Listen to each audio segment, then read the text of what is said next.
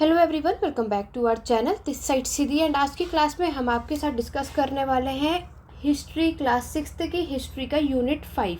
जैसे कि आप सभी जानते हैं कि हम लोग आपके सी-टेट पेपर 2 दिसंबर में आप सभी का एग्ज़ाम होने वाला है। तो सोशल स्टडीज़ की यहाँ पर हमारी सीरीज़ चल रही है और आज हम आपकी क्लास 6 की हिस्ट्री का यूनिट 5 को डिस्कस करने वाले हैं। इससे पहले हमने आपके ऑलरेडी यूनिट 4 तक डिस्कस कर लिया। अगर आपने वो वीडियोज़ नहीं देखी है तो प्लेलिस्ट में जा करके चेकआउट कर सकते हैं। तो अभी तक हमने आपके सिंधु घाटी की सभ्यता यानी हड़प्पा सिविलाइजेशन तक अपना सब कुछ हमने कवर कर लिया है। आज की क्लास में हम पढ़ने वाले what books and burials tell us, यानी आपको पता है कि हमें अपने इतिहास के टाइम में हम जो भी चीज़ें पढ़ते हैं तो हमें कुछ ना कुछ किताबें ज़रूर मिली है जिसके थ्रू आज हम अपने इतिहास को पढ़ पाते हैं। ओवरऑल अगर हम देखेंगे तो आपको इस चैप्टर के अंदर वैदिक पीरियड या फिर आपका वैदिक काल, इसके बारे में हम कवर करने वाले। तो वीडियो के एंड तक बने रहिएगा। कोई डाउट या क्वेरी तो आप कमेंट के थ्रू पूछ सकते हैं। तो सबसे पहले हम देख सकते हैं कि हमारे एग्जाम में कई बार यहाँ से क्वेश्चन आया कि आपसे पूछा जाता है कि हमारे सबसे ओल्डेस्ट यानी सबसे पुरानी बुक और सबसे अर्लीस्ट यानी सबसे पहली बुक कौन सी थी। तो आप लोग भी जानते हो कि आज हम लोग यहाँ पर वेद के बारे में पढ़ रहे हैं और हमें टोटल कितने वेद देखने को मिलते हैं? 4।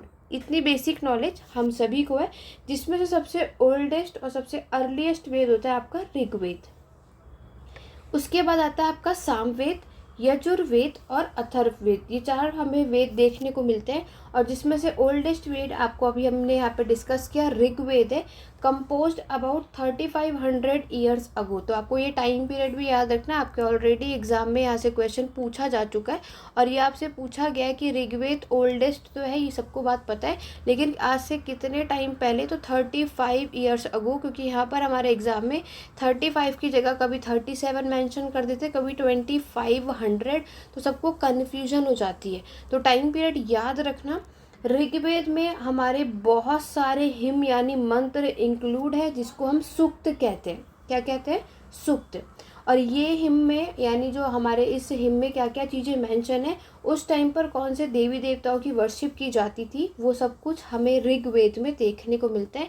देखो, जैसे कि आप सभी जानते कि हम अपने वैदिक पीरियड की अगर हम बात करते हैं तो वैदिक पीरियड को हम 2 पार्ट में कवर करते हैं। एक होता है आपका अर्ली वैदिक पीरियड या फिर जिसे आप ऋग्वैदिक काल के नाम से भी जानते हो। दूसरा होता है लेटर वैदिक पीरियड यानी उत्तर वैदिक काल। तो अर्ली वैदिक पीरियड या फिर हम जिसे आपका ऋग्वैदिक पीरियड भी कहते हैं, तो उस टाइम पर जो लोग हैं वो आपके अग्नि, इंद्र और सोम, इनकी वर्शिप किया करते थे। तो एग्ज़ाम में पूछा जाएगा कि आपका अग्नि, इंद्र और सोम जो है ये अर्ली वैदिक में इनकी वर्शिप की जाती थी या लेटर वैदिक में।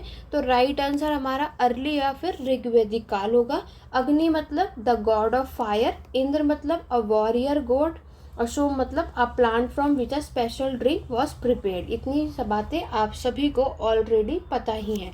यहीं पर मैं आपको ये भी बता देती हूँ कि लेटर वैदिक पीरियड में अगर हम बात करते हैं आपके अग्नि, इंद्र, सोम की जो इम्पोर्टेंस है वो कम हो जाती है। इसमें जो आपकी वर्शिप की जाती है वो किसकी की जाती है? यस, विष्णु और शिव की। तो ये भी चीज़ें हमें याद होना चाहिए कि अर्ली और लेटर के टाइम पर हमारा जो रिलीजियस, जो उस टाइम पे जो लोग हैं किनकी कौन से देवी देवताओं की पूजा करते थे, ये बातें आपको पता होनी चाहिए। अब नेक्स्ट यहाँ पर आपकी मेंशन की गई है कि ये हिम जो है कौन कंपोज करता था। तो उस टाइम के आपके ऋषि मुनि हुआ करते थे ना, वो सभी। आगे बढ़ेंगे। नेक्स्ट आप देखोगे कि यहाँ पर आपके कुछ जो ऐसे बताया जाता है कि कुछ इसको कंपोज करने वाली वुमेन भी है। अगर यहाँ पर आपके स्टेटमेंट में आ जाए तो यस, बिल्कुल, a few were composed by women. और ऋग्वेद हमारा सबसे पुराना और वैदिक है। और याद रखना है इसमें जो चीज़ें लिखी गई हैं वो आपके संस्कृत भाषा में लिखी गई हैं। तो ये पूरा पैराग्राफ ओवरऑल अगर हम देखते हैं तो ऋग्वैदिक काल से रिलेटेड है, जहाँ से हमारे स्टेटमेंट में क्वेश्चंस पूछा जाता है। फिर आपके संस्कृत और अलग यानी दूसरी भाषाओं के बारे में बात की जा रही है। तो यहाँ पर अगर आप देखते हो कि संस्कृत और अदर लैंग्वेज में, तो आपको पता है कि सबसे पहले जो भाषा हमें संस्कृत देखने को मिलती है, तो इसके साथ जो is a part of a family of language, तो इसे हम इंडो यूरोपियन कहते हैं। तो हमारे इंडियन लैंग्वेज में हमारे भारत की जो भाषाएं हैं उसमें आपके असम, गुजराती, हिंदी, आपकी कश्मीर और सिंध आता है। और वहीं अगर आपसे एशियन की भाषाएं लैंग्वेजेस पूछी जाए तो उसमें आपका पर्शियन और यूरोपियन की लैंग्वेज पूछा जाए तो आपका उसमें English, France, German, Greek, Italy, Spanish, ये सारी हो। तो यहाँ पर आपके स्टेटमेंट में क्वेश्चन पूछे जाते हैं और इसको यहाँ पर घुमा कर भी पूछा जाता है।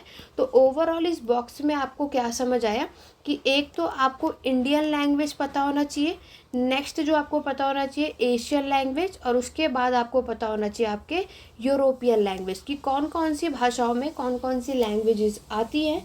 ये सब कुछ आपको याद करना है, इम्पॉर्टेंट है आपके एग्ज़ाम में। उसके बाद ये वर्ड जो संस्कृत आप देखोगे, देखो संस्कृत में यहाँ पर क्या बोला जाता है। देखो इंग्लिश में तो मदर बोलते हैं, ये बात आप सभी को पता है। हिंदी में इसको माँ बोलते हैं और संस्कृत में इन्हें मातृ बोलते हैं ना, मातृभाषा। जैसे कि हम लैंग्वेज को क्या बोलते हैं, मातृभाषा बोलते हैं ना। तो मातृ जो वर्ड है ये हमारा एक संस्कृत वर्ड है, माँ वर्ड जो आता है वो एक हिंदी वर्ड है, और जो मदर एक वो आप देख रहे हो ये एक इंग्लिश वर्ड है। नेक्स्ट आप देखोगे कि यहाँ पर आपके बताया जा रहा है कि हमारे बहुत सारे लैंग्वेजेस आप देखोगे अलग अलग फैमिलीज़ में अलग अलग भाषाएं जो हैं वो बोली जाती हैं। हमारे नॉर्थ ईस्ट की साइड में तरफ यहाँ पर बात करेंगे, जहाँ पर आपकी तिब्बतो बुर्मन फैमिली देखोगे, जहाँ पर आपकी तमिल भाषा, तेलुगु, कन्नड़, आपका Malayalam belong to the Dravidian family. ठीक है, तो जितने लोग आपके कन्नड़, तेलुगु, मलयालम इस तरीके की भाषाओं का यूज़ करते हैं वो आपके द्रविडियन फैमिली में आते हैं। And the language spoken in Jharkhand and the part of central India. तो जितने लोग आपके झारखंड में या हमारे भारत के जो सेंट्रल इंडिया का जो पार्ट है वो आपके बिलोंग करते हैं एस्ट्रो एशियाटिक फैमिली से। ठीक है, तो इस बॉक्स में से रिलेटेड जितने इंपॉर्टेंट फैक्ट्स हैं हमारे एग्जाम पॉइंट ऑफ व्यू से वो मैंने यहाँ पर अंडरलाइन कर रखा है। तो ये चीज़ें आपको याद रखनी है अपने एग्ज़ाम के टाइम में, सिर्फ यही नोट्स आपको काम आने वाले हैं। अगर आपने इस एनसीईआरटी की सीरीज़ को प्रॉपर तरीके से कर लिया तो आपको अपने 40 मार्क्स का एनसीईआरटी से क्वेश्चन आते हैं, कोई नहीं रोक सकता। ठीक है, चलिए आगे बढ़ेंगे। नेक्स्ट हम बात करेंगे, आपके नेक्स्ट पैराग्राफ में बताया गया है the book we use written and printed. ठीक है, तो उस टाइम पर जो बुक लिखी जाती थी फिर प्रिंट की जाती थी, तो ऋग्वेद के बारे में बताया गया Rigveda was recited and heard rather than read. तो यहाँ पर अगर हम देखते हैं कि ये पहली बुक है जो आपकी कंपोज की गई थी और ये प्रिंटेड लेस देन कितने 200 ईयर्स अगो। तो टाइम पीरियड हमें याद रखना है।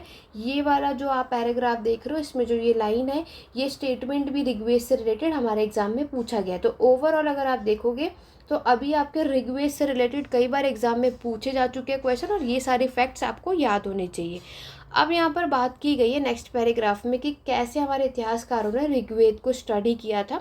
तो देखो ऋग्वेद की अगर हम बात करें तो Rigveda are in the form of dialogue. ठीक है, और ये एक आपके कुछ हिम का पार्ट भी है। ये इसमें आप देखोगे कि इसमें आपको डायलॉग मिलेगा कि एक साधु का जिसका नाम था आपका विश्वामित्र, कई बार एग्जाम में पूछा जा चुका है। तो ऋग्वेद में आप देखोगे कि डायलॉग है कौन से सेज यानी साधु का, तो वो है विश्वामित्र। और आपके 2 रिवर्स के बारे में मेंशन है जिसमें व्यास और आपका सतलज। ठीक है, that were worship as a goddess. तो ये बात आप भी जानते हो कि इनकी पूजा भी यहाँ पर की जाती है। तो ऋग्वेद में हमें डायलॉग किसके बारे में देखने को मिलता है, तो विश्वामित्र याद रखना। और रिवर की बात करें तो व्यास और आपका सतलज है। ये गंगा यमुना भी ऑप्शन में होगा लेकिन वो राइट आंसर नहीं होता है। ठीक है, आगे बढ़ेंगे।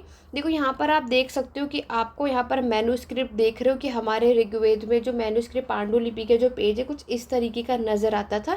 This manuscript of the Rigveda और बिरचबार तो हम ऑलरेडी पढ़ चुके हैं कि हमारे जो मैन्यूस्क्रिप्ट उस टाइम पर लिखी जाती थी वो आपके कौन से पेजेस पे कौन सा यहाँ पर आपका ट्री का यूज़ किया जाता था। और जैसे कि आप जानते हो तो ये कहाँ पर फाउंड होता है, तो राइट आंसर है आपका कश्मीर में। About 150 years ago, it was used to prepare one of the earliest printed text of the Rigveda. और ये बाद में आपके इंग्लिश में भी ट्रांसलेट किया गया था। और आज के टाइम पर अगर हम बात करते हैं तो इसको आपके पुणे महाराष्ट्र की लाइब्रेरी में प्रिजर्व करके रखा गया है। तो वेरी इंपॉर्टेंट है, कश्मीर याद रखना है, बिरचबाग आपको याद रखना है। आज से 150 साल पहले बताया गया है कि ये जो टेस्ट हमें देखने को मिलता है इसको प्रिपेयर किया गया था। बाद में ये संस्कृत भाषा में तो लिखा गया लेकिन आपके इंग्लिश में भी इसको ट्रांसलेट किया गया है। और आज के टाइम पर ये कहाँ प्रिजर्व है, पुणे महाराष्ट्र में। नेक्स्ट जो आपका बॉक्स देख रहे हो वो आपका विश्वामित्र और रिवर है। तो अभी अभी हमने देखा कि हमारे ऋग्वेद में 2 कन्वर्सेशन देखने को मिलता है, डिबेट। तो विश्वामित्र और रिवर मैंने आपको ऑलरेडी बता दिया। विश्वामित्र राइट आंसर है। O river come down from the mountain like 2 swift horses. तो ये कुछ आप रीड आउट कर लेना, ठीक है। तो ये पूरा बॉक्सेस इसी से रिलेटेड है। और यहाँ पर जो इम्पोर्टेंट है वो यहाँ पर ये वाला पैराग्राफ है। और भी रिवर्स आप देखोगे, देखो इतिहासकारों का मानना है, point out that this hymn was compose in the area where this river flow. इनका क्या मानना है कि ये जो मंत्र है वो वहीं पे कंपोज हुआ है जहाँ पर क्या रिवर आपकी बहती है, ठीक है। और उस टाइम पर आपको पता है कि जो हमारी सोसाइटी में जहाँ पर हमारे सेज यानी साधु संत रहा करते थे, और जहाँ पर हमारे हॉर्सेज और काओ की भी इनकी वैल्यू हुआ करती थी। और आपको पता है वैदिक पीरियड में जो उनकी वेल्थ होती थी वो कैटल्स यानी काऊ होते थे। अदर रिवर्स भी आपको मिलेंगे हमारे इंदस और उसकी अदर ट्रिब्यूटरीज लाइक आपकी सरस्वती और also name in this him. तो ऋग्वेद में सरस्वती रिवर का भी नाम मेंशन है। और गंगा और यमुना रिवर आपके ऋग्वेद में सिर्फ 1 टाइम ही मेंशन है। एग्जाम में यहाँ पर ट्वाइस भी लिखा जाता है, थ्राइस भी लिखा जाएगा, बट राइट आंसर क्या होगा, ओनली वंस। ये मिस्टेक होती है। तो क्या क्या एग्जाम में ऑप्शन आ सकते हैं और हम कहाँ गलतियाँ करते हैं वो सारी चीज़ें भी मैं आपको साथ साथ में बताती चल रही हूँ। नेक्स्ट है आपका कैटल, हॉर्सेस और आपके चैरियट्स। देखो यहाँ पर बात की जा रही है ऋग्वेद में, मैंने आपको बताया जो कैटल होते हैं ना, ये आप काऊ भी कहते हैं, ये सबसे इम्पॉर्टेंट वेल्थ हुआ करती थी उस टाइम पर, ठीक है। और हॉर्सेस भी देखोगे, horses were yoked to chariot that were used in the battle. तो आपको पता है घोड़ों का इस्तेमाल कहाँ पर, आपके वॉर यानी युद्ध में, बैटल में किया जाता था। तो battle were also fought for land. उस समय जो लड़ाई होती थी वो लैंड भूमि के लिए किया करते थे।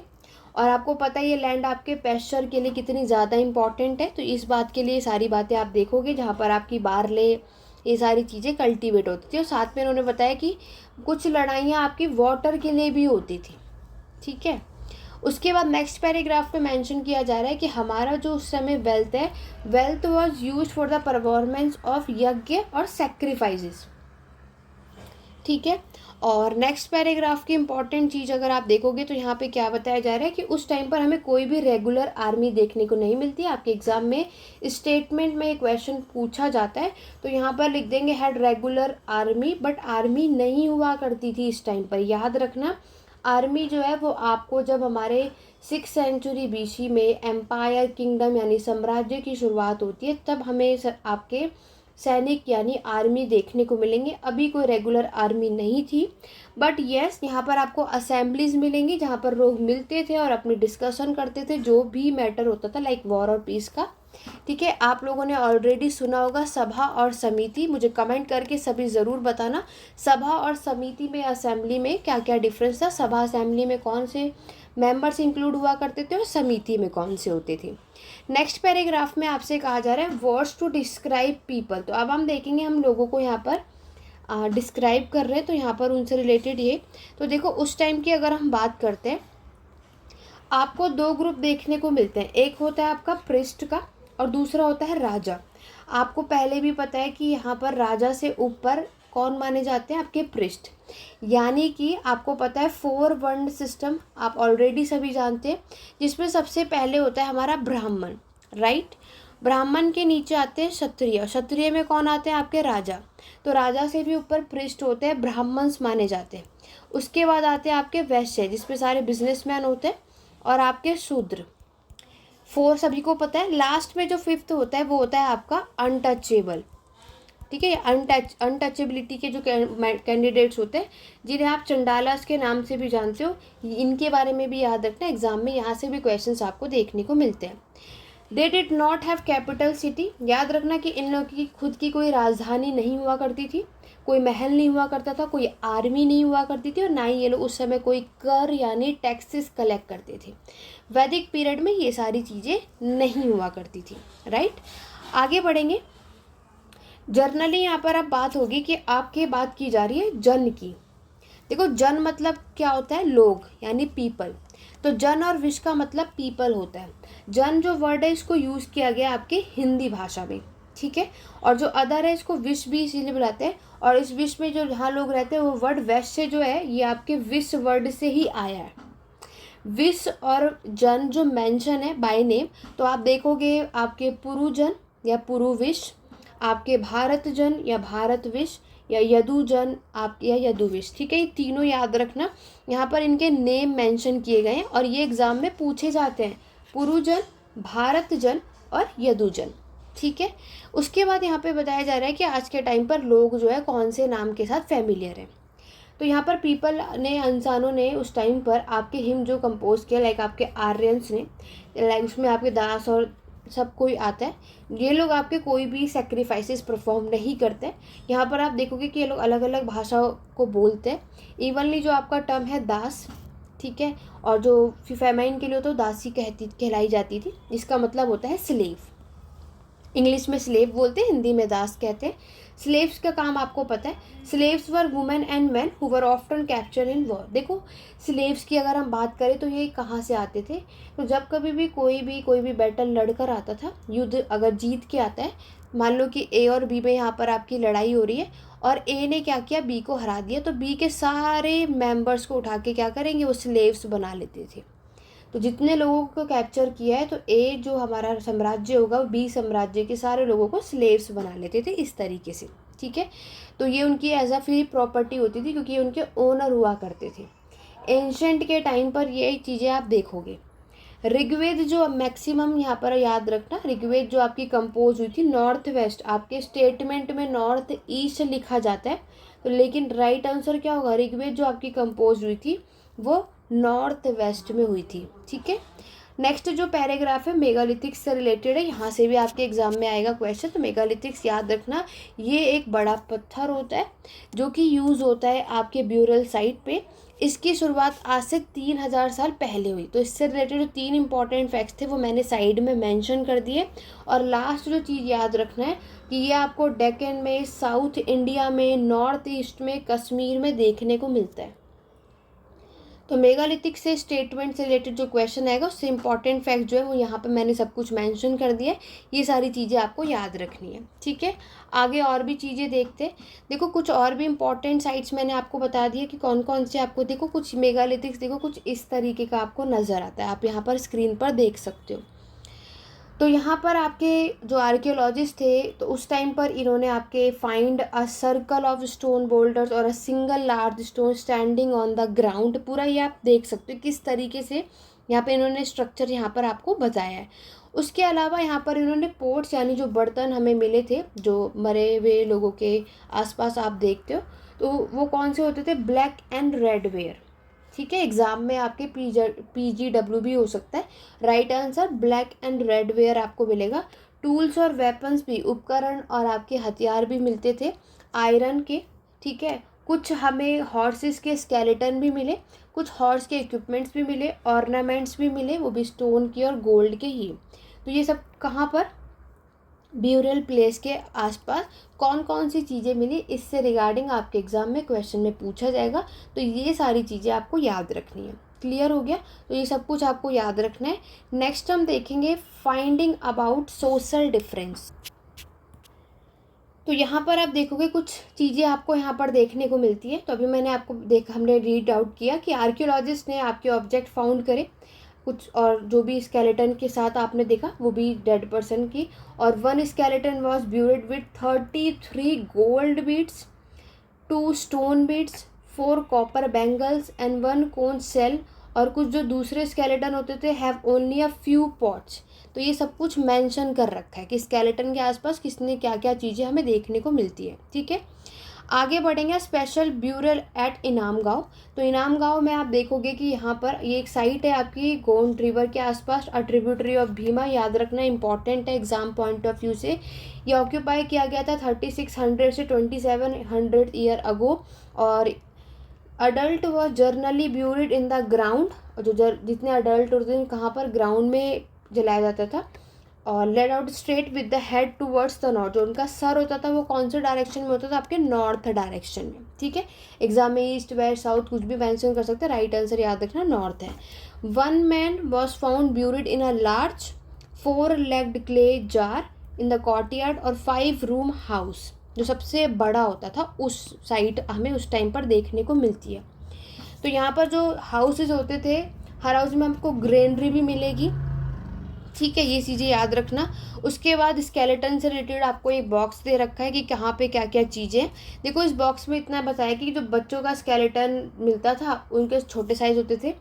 यहाँ पर बोला गया कि हमारे जो गर्ल और बॉय के जो बोन्स हड्डियाँ मिलती थी उनमें कोई ज़्यादा मेजर डिफरेंस आपको देखने को नहीं मिलता था, ठीक है। और बस फ़र्क ये भी करते थे कि जिसने ज्वेलरी पहनी है वो गर्ल होगी, बट आपको पता है उस टाइम पर मैन और वुमेन दोनों ही वेयर करते थे, तो कोई बड़ी बात थी नहीं। देखो इस वाले बॉक्स में जो इंपॉर्टेंट फैक्ट्स है कई बार एग्जाम में आता है वो है चरक। पहले तो टाइम पीरियड याद रखना, अबाउट 22,000 ईयर अगो, आज से 2000 साल पहले एक फेमस फिजिशियन थे चरक। इन्होंने एक ये मेडिसिन की बुक लिखी थी चरक संहिता, वेरी वेरी इंपॉर्टेंट, ठीक है, जिसके अंदर इन्होंने बताया कि ह्यूमन बॉडी में कितने बोन्स होते हैं, 360 bones. This is a much large number than the 200 bones, very important. ये सब किस में मेंशन है, चरक में, आपके एग्जाम में पूछा जाता है। इसमें टीथ, जॉइंट, कार्टिलेज सब कुछ बताया हुआ है, ठीक है। नेक्स्ट है आपका ऑक्यूपेशन। इनाम गांव में जो ऑक्यूपेशन है वो उस समय आपको पता है सीड्स हमें wheat, barley, rice, pulses, millets, peas, sesame सब मिलेंगे, हमें बोन्स भी मिलते हैं। और उसके बाद आप देखोगे कि यहाँ पर आपके कैटल्स, बफेलो और ये सारे एनिमल्स हमें उस टाइम पर देखने को मिलते हैं, ठीक है। और अलग अलग फ्रूट्स आप देखोगे लाइक आपके आंवला, जामुन, dates and other varieties of berries, ये सब कलेक्ट करते थे। उसके बाद लास्ट अगर हम बात करते, थोड़ा बहुत साउंड आ रहा होगा क्योंकि ऑलरेडी आप सभी जानते हैं गणेश चतुर्थी का टाइम है, थोड़ा सा साउंड होगा, तो उस बैकग्राउंड को इग्नोर करते हुए आप मेनली अपनी स्टडी पे फोकस करना। देखो यहाँ पर 3500 ईयर अगो की बात है, हमें जो पहला एविडेंस राइटिंग का मिलता है चाइना में, ठीक है।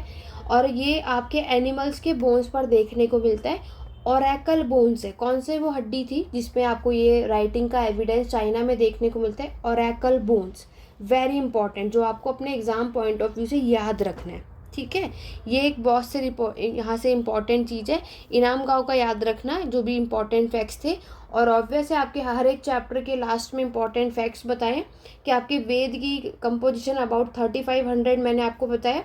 मेगालिथिक्स की जो शुरुआत है 3000 ईयर अगो। इनाम गांव का सेटलमेंट आपका 36 से 27, और चरक जिन्होंने चरक संहिता लिखी थी आपकी 2000 साल पहले, ठीक है। तो ये सब कुछ इंपॉर्टेंट था और ये है आपका होमवर्क, और ये आपको ऑलरेडी करना है। आशा करती हूँ कि आज की क्लास आपको हेल्पफुल रही होगी, आपके सारे डाउट क्लियर हो गए होंगे। तो आज की क्लास को यहीं एंड करते हैं, मिलते हैं अपने नेक्स्ट क्लास में, और जिसमें हम स्टार्ट करेंगे आपका यूनिट 6। इसी तरीके से हमारी सारी सीरीज जो है वो चलती रहेंगी, और कोई भी डाउट या क्वेरी तो आप कमेंट के थ्रू पूछ सकते हैं। आशा करती हूँ आज की वीडियो आपको हेल्पफुल रहेगी। आज की क्लास कैसी लगी कमेंट करके ज़रूर बताना। तो चलिए स्टूडेंट, आज की क्लास में बस इतना ही, मिलते हैं अपने नेक्स्ट वीडियो में। Thank you for watching.